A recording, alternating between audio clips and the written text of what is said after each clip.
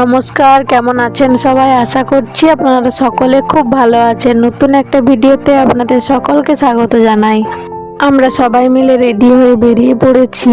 মা, আমি, ভাই, বোন, আমার ছেলে, দিদা, আমরা সবাই মিলে যাব দীপাবলির কেনাকাটা করতে আমাদের এখানে সামনের মোড়ে।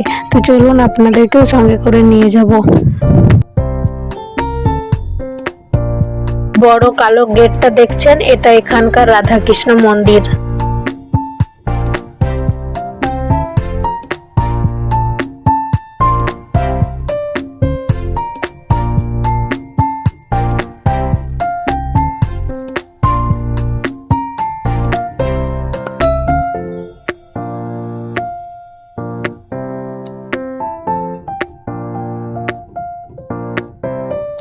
মেন রোডে চলে এসেছি, আর এখানকার প্রত্যেকটা বাড়ি দোকান খুব সুন্দরভাবে লাইটিং দিয়ে সাজানো।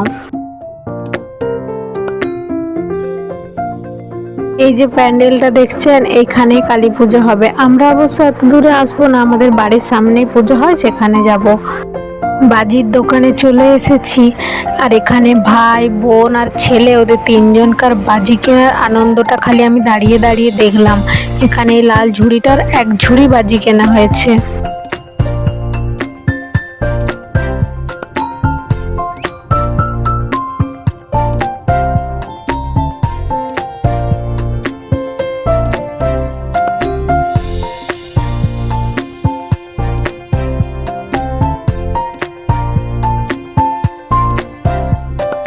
এখানে লক্ষ্মী গণেশ ঠাকুরগুলো খুব সুন্দরভাবে সাজানো আছে।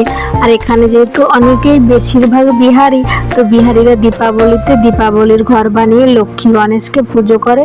তো তার জন্য এখানে লক্ষ্মী গণেশ সমস্ত কিছু দীপাবলির উপকরণ আপনি এখানে পেয়ে যাবেন। পুরো বাজার ঘুরে এসে যেখানে ঢালাও প্রদীপ বিক্রি হচ্ছে, মা সেই দোকানে এসে দাঁড়ালো।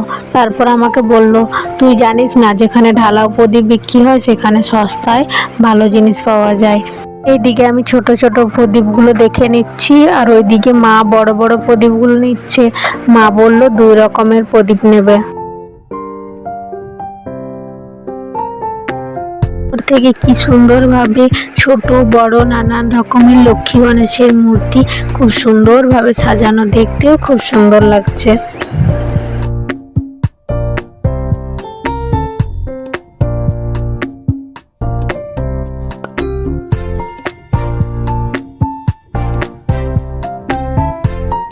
দোকান ঘোরার পর মায়ের কথা মতো এখান থেকে আমরা একটা লক্ষ্মী গণেশের মূর্তি নিলাম। পুরো গাছটা উপর থেকে নিচ পর্যন্ত লাইটিং দিয়ে সাজানো।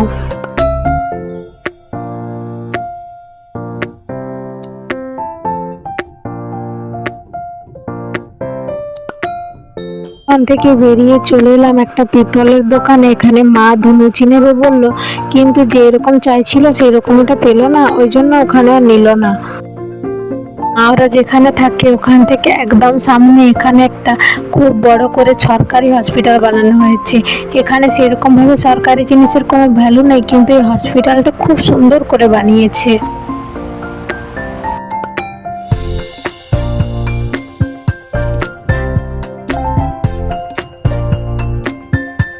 এই যে দেখছেন, বাড়ির পেছনে প্রদীপ দিয়েছে, আজ ভূত চতুর্থী, ওই জন্য বাড়ির পিছনে প্রদীপ দিয়েছে। আমার ছেলে আবার উঁকি মেরে দেখছে কেউ বোম ফাটাচ্ছে কিনা।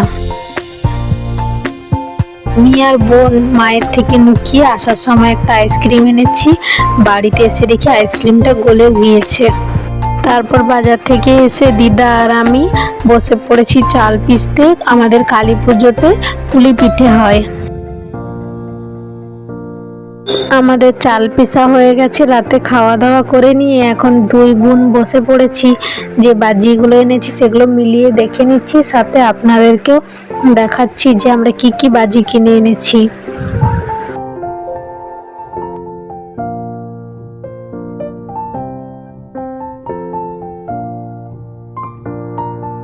এখানে আমরা এত বাজি কিনেছি, বোন রঙ্গোলি বানাবে তার জন্য বোন রঙ্গোলি নিয়েছে। আর এখানে ধান সমেত খই আছে, আর এখানে চিনির হাতি ঘোড়া আছে। বোন দীপাবলি পুজো করবে ওই জন্য।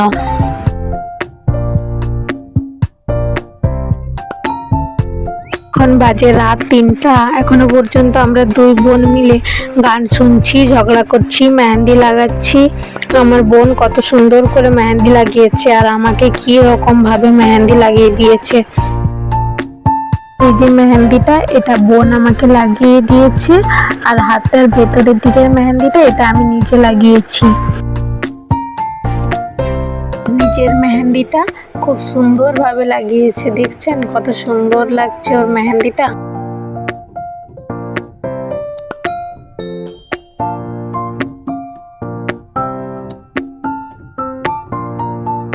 দুই বোন এত রাত পর্যন্ত মেহেন্দি লাগালাম, এখন বাজে রাত্রি 3টা। আমরা এরপরে ঘুমাবো। চলুন তাহলে আজ এই পর্যন্ত, দেখা হচ্ছে পরের একটা ভিডিওতে। ততক্ষণ আপনারা সুস্থ থাকবেন, সাবধানে থাকবেন, নিজেদের খেয়াল রাখবেন। ভিডিওটি পুরো দেখার জন্য অসংখ্য ধন্যবাদ।